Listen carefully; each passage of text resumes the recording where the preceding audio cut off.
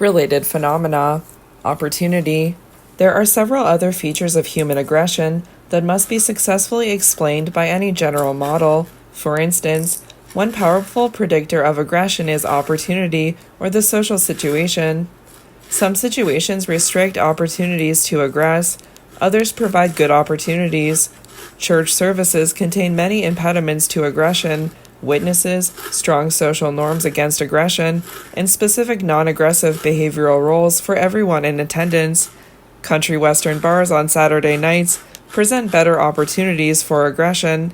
Many aggression facilitators are present: alcohol, aggressive cues, aggression-prone individuals, males competing for the attention of females, and relative anonymity. This phenomenon fits well with GIM and its underlying knowledge structure approach. Overriding inhibitions.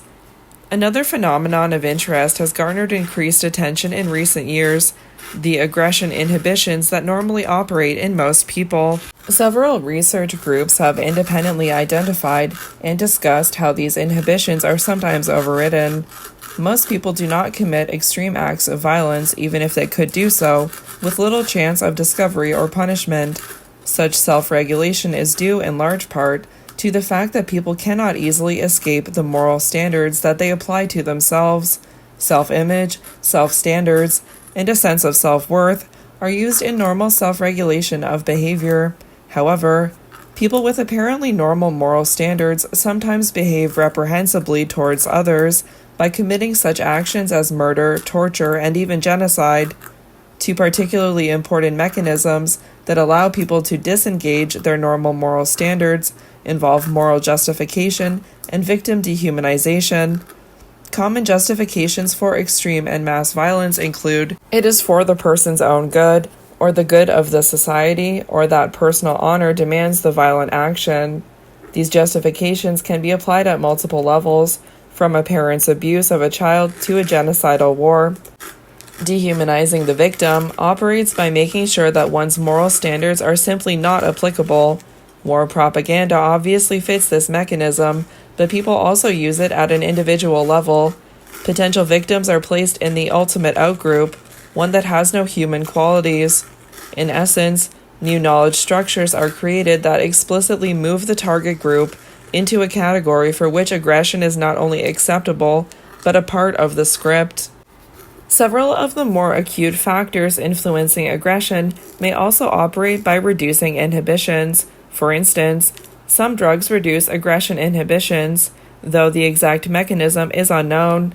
Similarly, extreme anger or agitation may increase aggression by reducing inhibitions. Shared motivations. People require more than food and shelter to survive. From an evolutionary standpoint, the species also requires an ability and propensity to work cooperatively in social groups. Several common social needs appear repeatedly in the writings of scholars across many areas of psychology.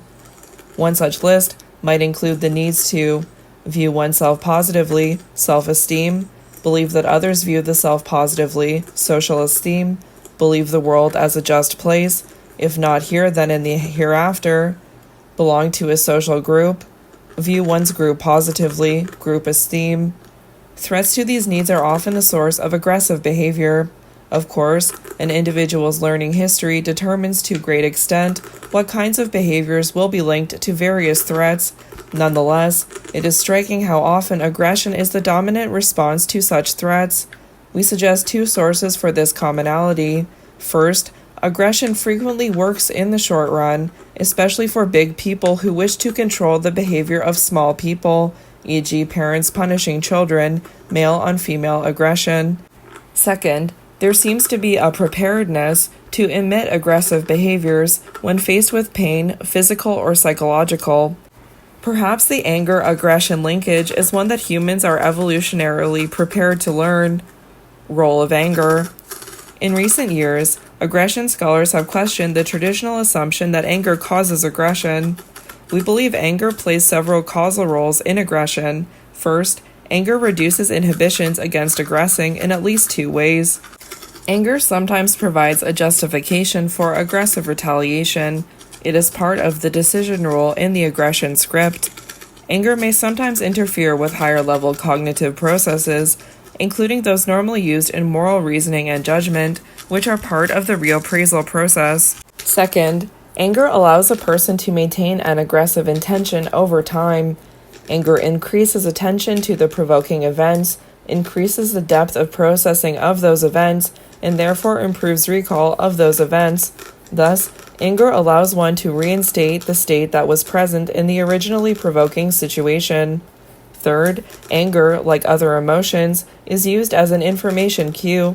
It informs people about causes, culpability, and possible ways of responding, e.g., retaliation.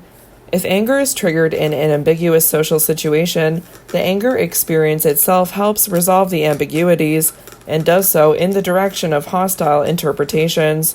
Fourth, anger primes aggressive thoughts, scripts, and associated expressive motor behaviors.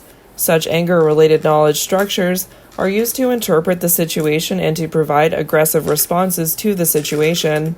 One related consequence of the many links between anger and various knowledge structures is that people frequently pay more attention to anger-related stimuli than to similar neutral stimuli.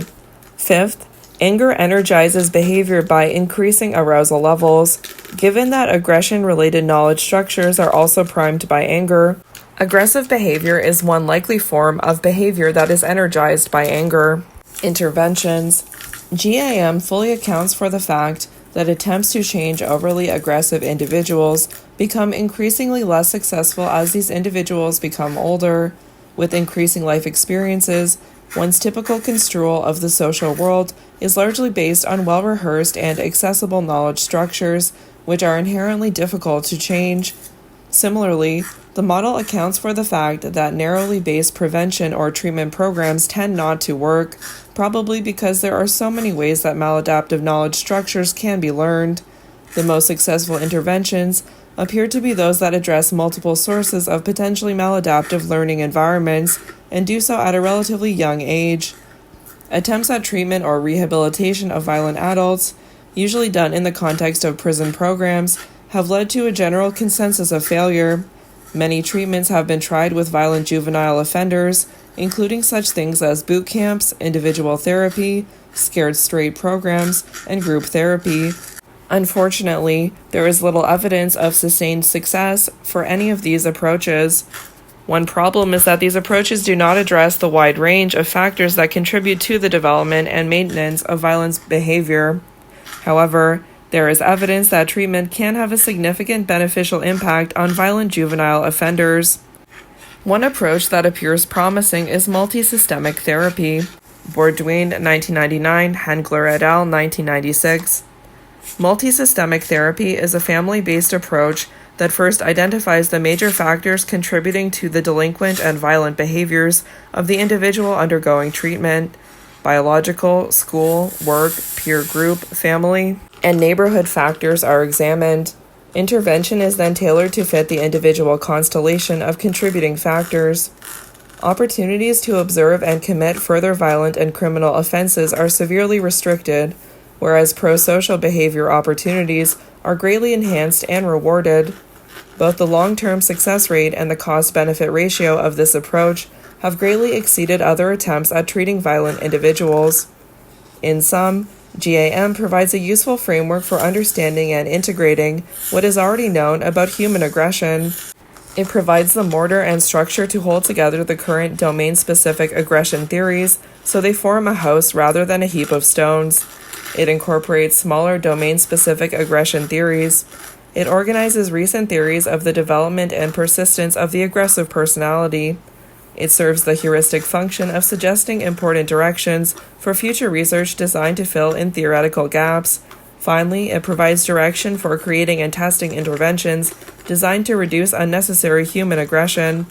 As Immanuel Kant once remarked, research without theory is blind.